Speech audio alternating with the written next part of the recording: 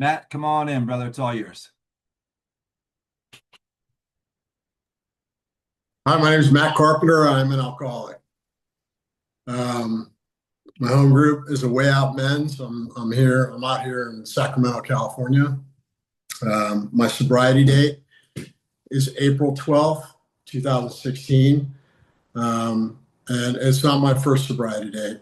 Relapse is not a requirement for Alcoholics Anonymous, and you can stay sober here. But it's part of my story, you know. I honestly believe that every single thing that happened that literally got me to this point where I am at today, right, had to happen. You know, I grew up in a small town. Actually, let me stop. I'll get back to that. My girlfriend and I just went up to Lake Tahoe, which is about an hour and a half north of where we're at here in Sacramento, and we went on a zip line and ropes course, and it was pretty cool, right? Like we got to walk through some fear, and I'm going to talk about that today because that's been going on for me a lot, right? I've walked through some fear that I didn't even know that I had, and one of the things that really my whole life, right? I've been overly concerned about what you think about me. Overly concerned, right? And from a young age, right? All I wanted to do was fit in and be a part of, right? And I've never felt that until I came into the rooms of Alcoholics Anonymous, right? Um, like I said, I grew up in a small town, Forestville, California. It's out on the coast, Northern California. It's not like what you might envision. You know, it's kind of a hick town, you know. And my parents split up at a young age. Being from a hick town, broken up family, right? That's not what makes me an alcoholic, right? But I mean, one of the things that I got into, one of my buddy's dads, he was an outside issues farmer, you know, and at a young age, you know, I had access to things that a lot of kids didn't. And, you know, like I tried that. And it just wasn't like one of the problems that I have, man, is I am just up in my head 24/7. Like I can't stop thinking, right? I'm 12 years old and I can't stop thinking, you know, and this is not helping me. And I ran into booze, you know. And for me, like that reaction, like with booze, it was like for the first time my entire life I could breathe. Like I'd found something that made me like any inhibition that I had was gone. It was almost like I had found myself for the first time. And it's not like I drank on a daily basis from the age of 12, right? But whenever I had access to it. And I'm the youngest of three. My sister is she's 7 years older than me, and my brother, he's 5 years older than me. And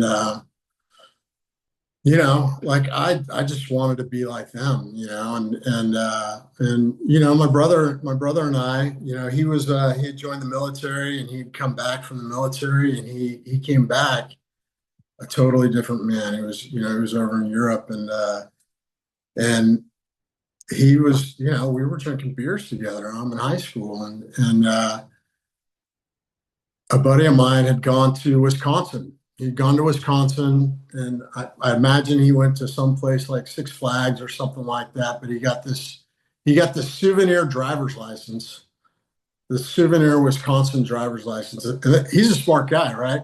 He ends up putting down that he's 21 on this souvenir Wisconsin driver's license. And it's Friday. I'm a junior in high school, and he's telling me about it, and let me check that out, you know, and he and I kind of look alike, and so I just said, hey man, let me borrow that driver's license and see if it works. And so I did, man, and he was cool about it, and I went into a 7-Eleven. I don't know if you guys have those out there, but walk into the 7-Eleven like I own the place. I grab 2 cases of beer. I walk up to the counter. I put them down. The clerk, he cards me and pull out this Wisconsin fake ID, and I give it to him, and he sells it to me. And I walk out, and I'm just like blown away. My brother's out in the parking lot, and it was like I'd gotten the keys to the kingdom. And so, like, hey, maybe that was a fluke. I'm going to go over to AM, PM, and do the same thing, same routine, right? And they sold it to me. And so it's like, okay, let's go try a club. And they card me at the club, and I get in. I'm 17. I got this baby face, but, like, now I've got the keys to the kingdom. And needless to say, that Monday, that guy was like, he was like, hey, man, can I get that? Can I get the license back? And I was like, oh, brother, man, I'm sorry, dude, it got taken. And I had that license from, 17 to 20 and a half years old. And, what had happened for me, I ended up joining the military, and, like I come from this broken home, and I see my dad, maybe one weekend a month. And, maybe, we go backpacking a little bit, maybe one weekend, during the summer. I just not super involved in my life. And at 17, I'm like, I'm already getting D's and F's, and things aren't looking good, right? And I'm not a good student to begin with, right? And he calls me up, and he just says, we're talking, and he just says, hey, man, screwing up, and I just said to him, hey, man, you haven't been in my life since I was 6 years old. You don't get to have an opinion on what I'm doing. And I hung up the phone, and a week later he died. All right. And, I'm this kid, I'm 17, I got this fake ID, and, and I'm off and running. Like, I don't know how to deal with any grief, right? I don't know anything about that, right? I barely graduated high school. I have to go to night school to graduate high school. And my mom, my mom just says, hey, you're not going to college. You can't stay here. And I'm like, oh, what am I going to do? And I watched my older brother go in the military. And I said, well, maybe that's what I need. What a guy like me needs is a little discipline. Maybe if I had a little discipline, you know what I mean? I wouldn't be doing the things that I'm doing. I wouldn't be drinking. I didn't know at the time that I was drinking alcoholically, but wouldn't be doing that, right? And so I joined the military, and I joined, I joined a pretty high speed, low drag combat MP unit in Fort Bragg, North Carolina, and we get deployed. We get deployed a lot, and I ended up seeing combat in Somalia, and I'm a good soldier, like I'm a good troop. But when I'm off, I'm in a lot of trouble. I'm constantly, I'm getting in bar fights. I'm fighting in the barracks. I ended up getting 3 DUIs, and and I don't at this stage, like I have no clue that I'm either a heavy drinker or potentially an alcoholic, And what ends up happening is, I ended up getting arrested by alcohol, tobacco, and firearms.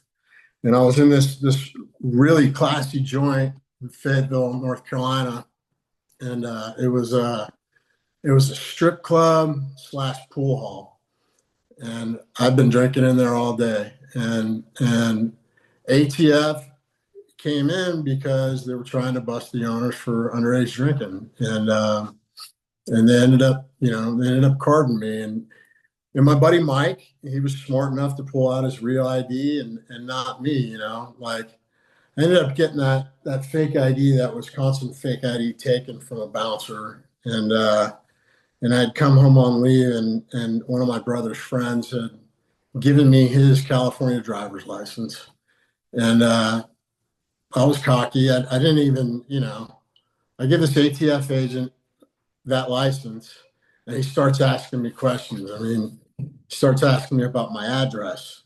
I don't know my address. He starts asking me about my birthday. Like, I don't, you know what I mean? Like, I didn't take the time, And then he says, "Well, how do you spell Xavier?" Like I got no clue, man. And so I'm in jail, One more time, I'm calling my chain of command to get bailed out, you know, and after the third DUI, I'm in front of a full word colonel, and I look back now and I think, they were trying to help me out, and he calls me in on the carpet and at 7:30 in the morning on a Monday morning, and he just sits down and he goes over my rap sheet, like all the things that I had done since I've been in the military, all the trouble that I had been in since I've been in the military, and he just looks up at me and he says, "Son, I think you have a drinking problem." And had I said, "Sir, I agree," maybe I would have, fulfilled my contract with the military. But I said, "Sir, I disagree." And he said, "Okay, son." And 3 months later, I'm back here in California, and incomprehensible demoralization. I mean, I felt like the biggest piece of crap in the world. You know what I mean? And I'm back here and I'm doing the same thing that I was doing before I left. You know what I mean? And I've no longer got any outlook on life, right? Like, I'm a guy that had a mission that no longer has a mission, right? And I'm doing the same thing. I'm drinking the way I was drinking, and I ended up finding out about the rooms of Alcoholics Anonymous, and I'm playing rugby at Sac State, and a buddy of mine, he ends up taking me to my first meeting, and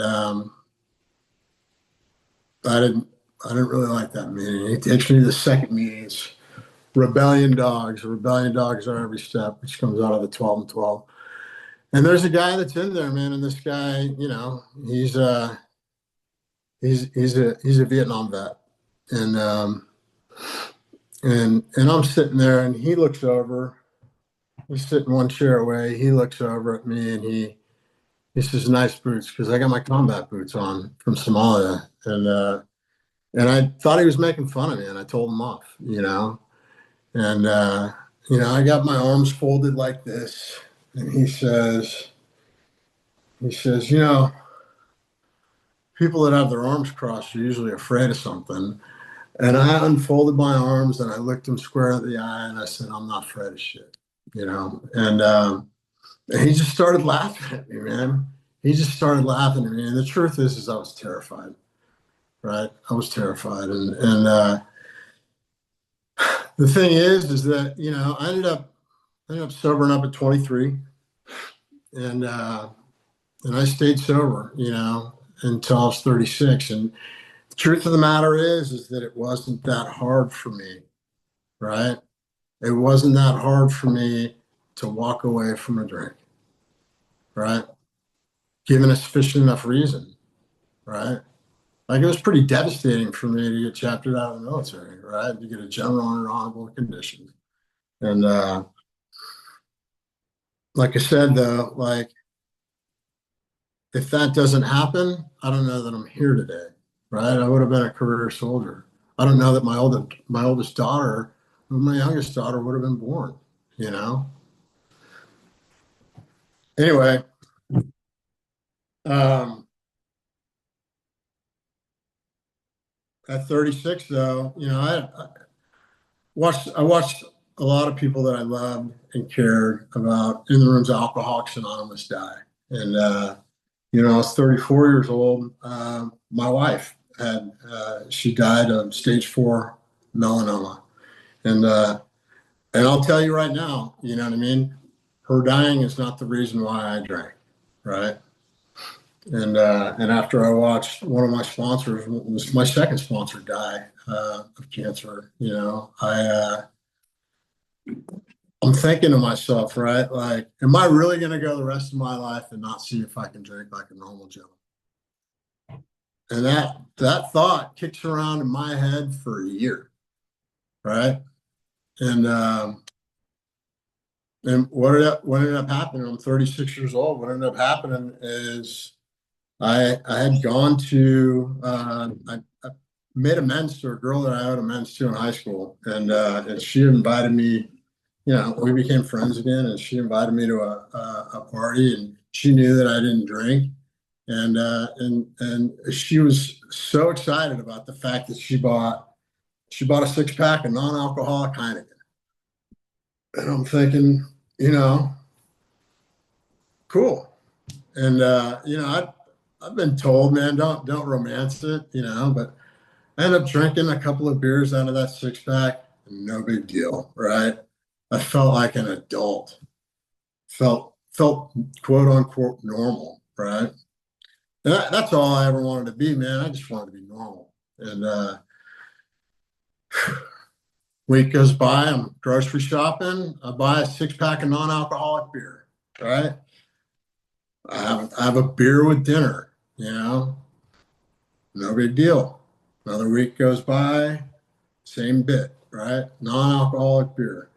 And at this stage in my life, right, like, and I want to, like, how I am managing, right?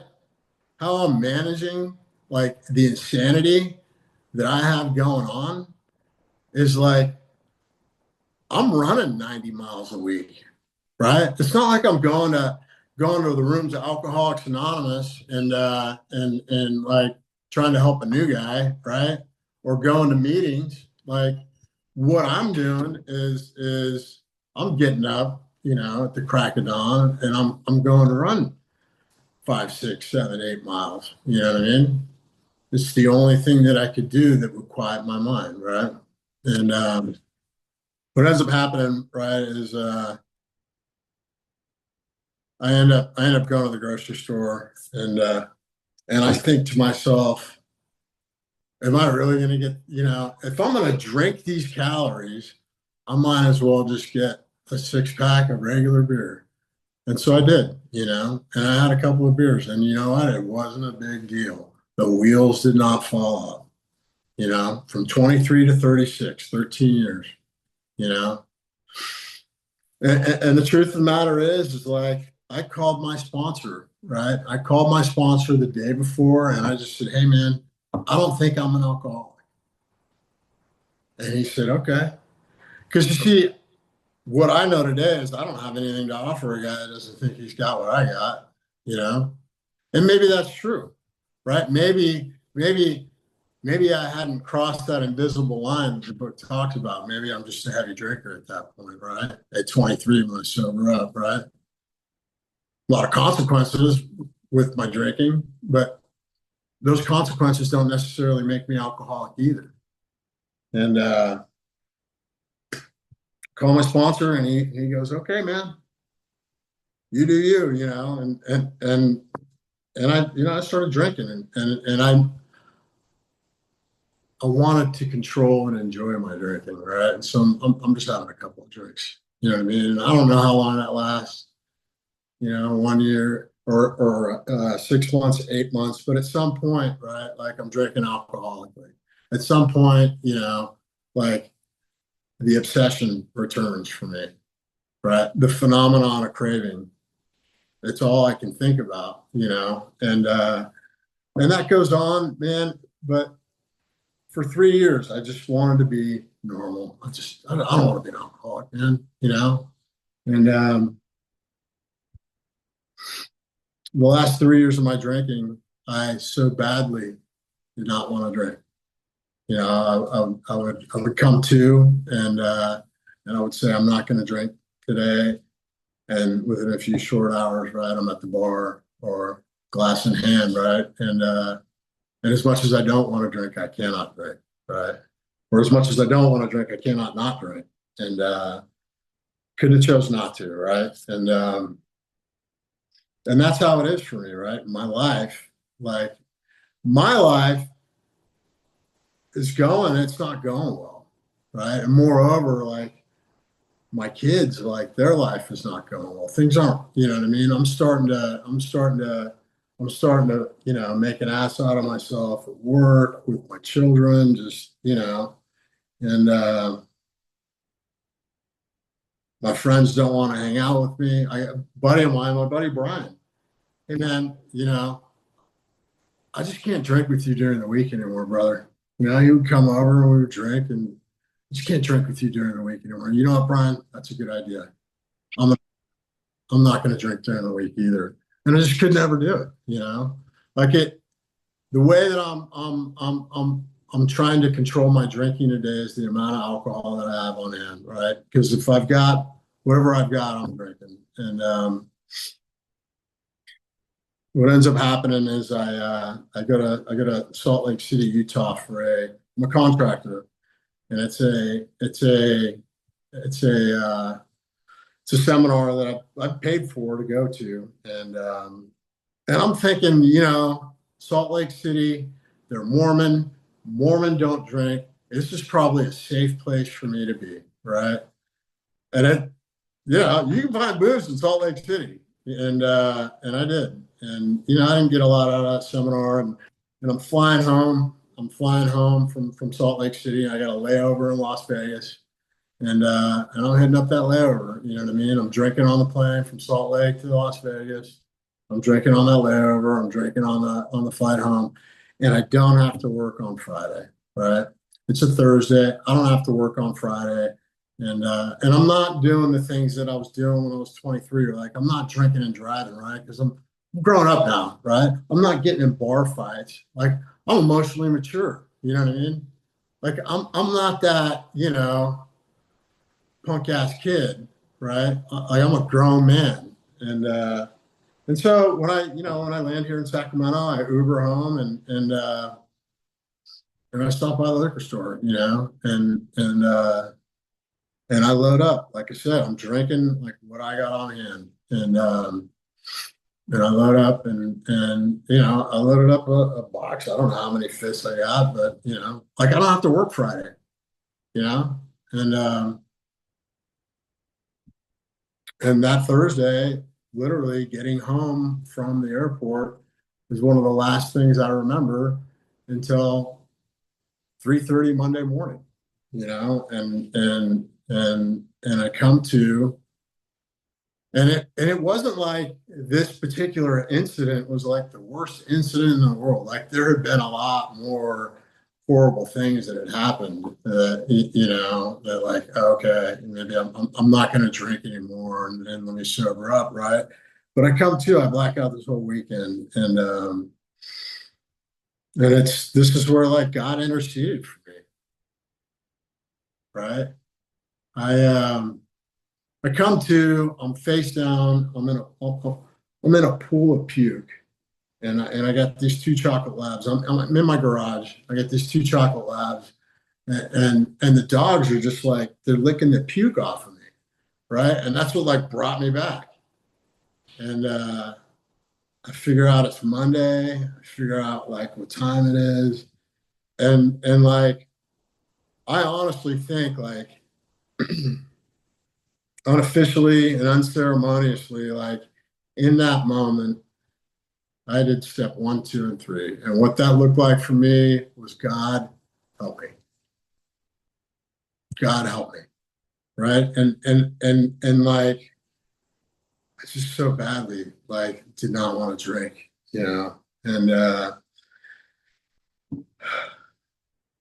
I I brushed the puke off and went and passed out. And I came to that morning and I called a buddy of mine, my buddy Eric, and I just said, hey man, I need some help, and I didn't get out of bed. I know today that I probably should have, but I'm detoxing pretty hard, and I don't get out of bed Monday. I don't get out of bed Tuesday, and on Wednesday I end up going to first meeting I had been to, right, in years. The first time I darkened the doors to Alcoholics Anonymous. And about 6 months prior, man, this guy, Rick said, he said something to me, and it, you know, I mean, you guys know how stuff people say things, and it kicks around in our head for a while until we understand what they say.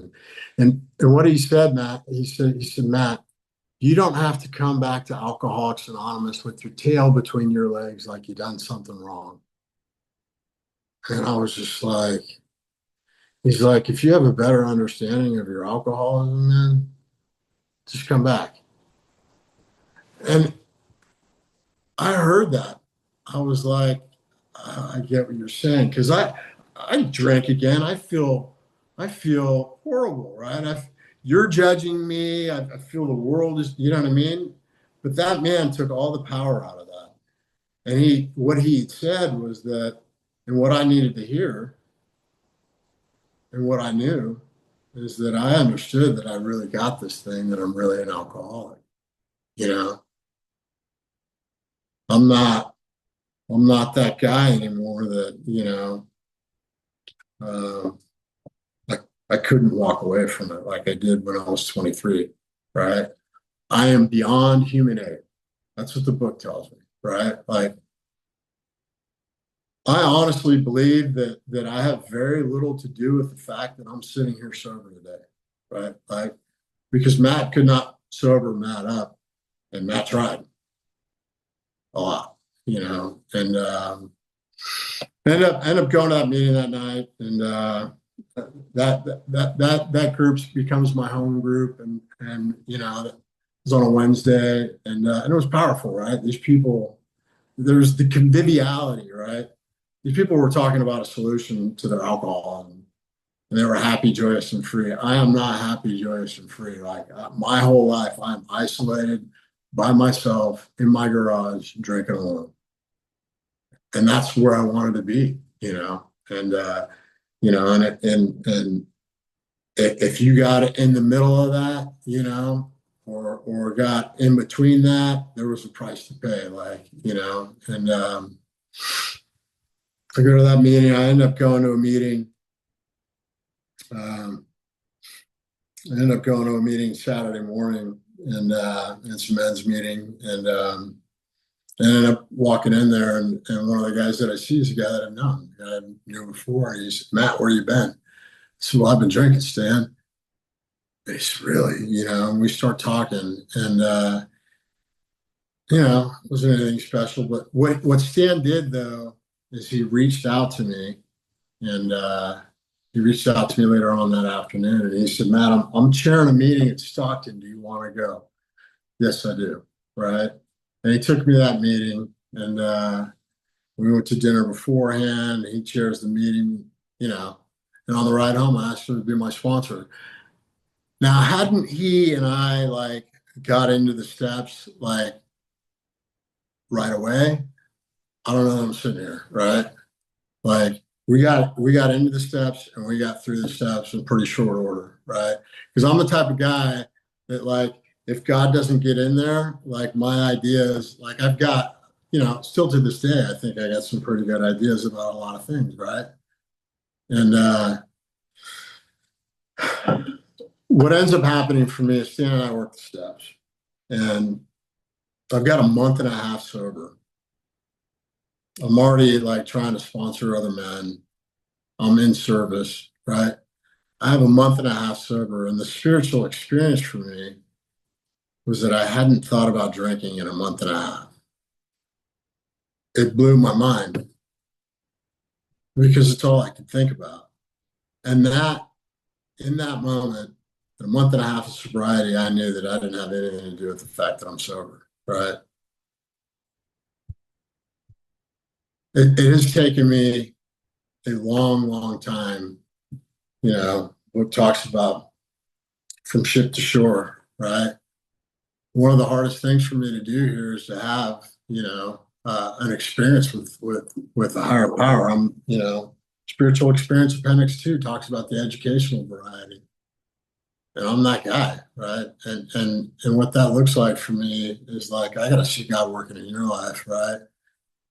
Because I don't, I'm a cynic, you know, I super sarcastic, you know, I don't, I have a hard time believing that there's anything outside of me that's controlling, what's going on. And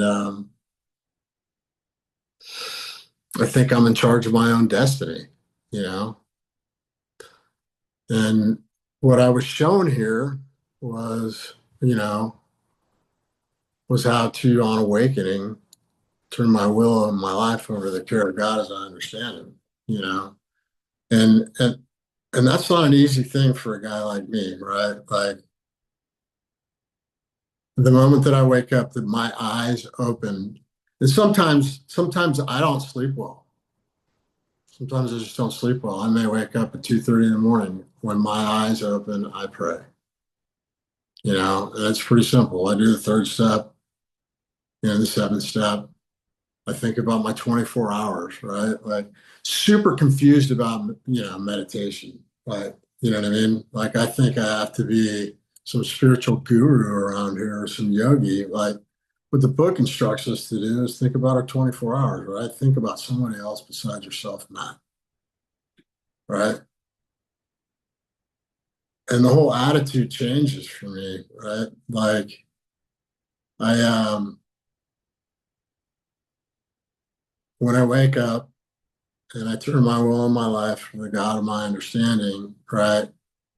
I'm not thinking about myself obsessively, right? I'm not cutting people off in traffic.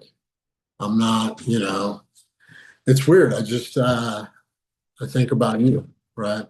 More and more. And what I do today is, I wake up at 11 and I do the best that I can to practice the 10th step, right? And there's a pretty good chance that if I'm doing those two things, that I'm practicing principles in all my affairs, you know. I'm a guy that needs to be shown what's going on around here by example. I'm slow to learn. It takes me a long time, and I'm driven by fear. And I was talking about that earlier. I,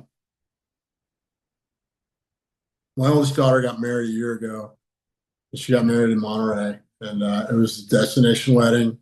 And her husband's family all flew out from Chicago, and they live in Chicago, and it was just immediate family, And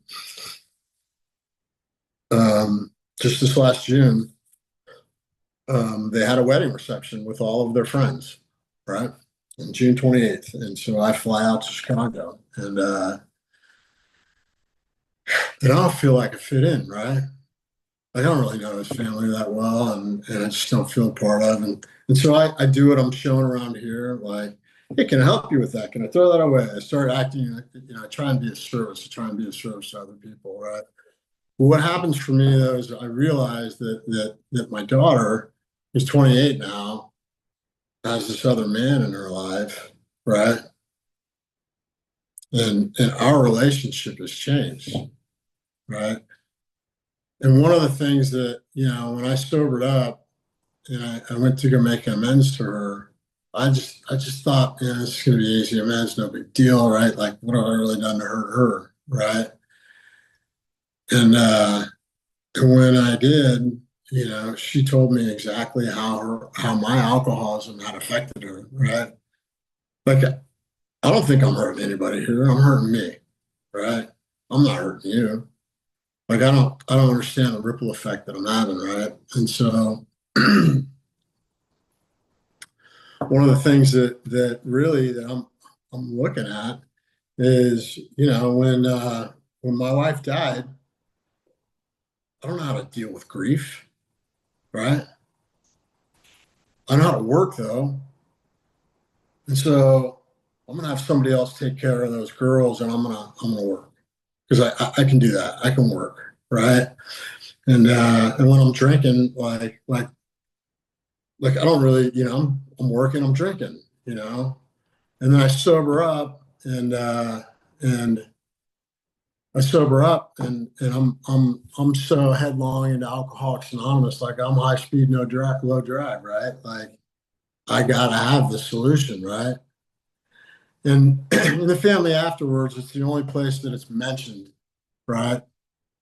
The only place that balance is ever mentioned in the first 164 pages that I'm aware of is in the family afterwards. And it talks about a guy can go one of two ways when he sobers up around here, right? He can go so headlong into Alcoholics Anonymous that he neglects the family, right?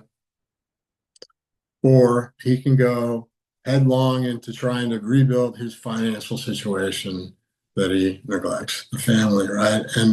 And that's what came up for me, last month in Chicago, right? The circle tells me, my girlfriend she has a 6-year-old son, and his dad's not in the picture, or he's 12 now, but and he looks at me like I'm his dad. And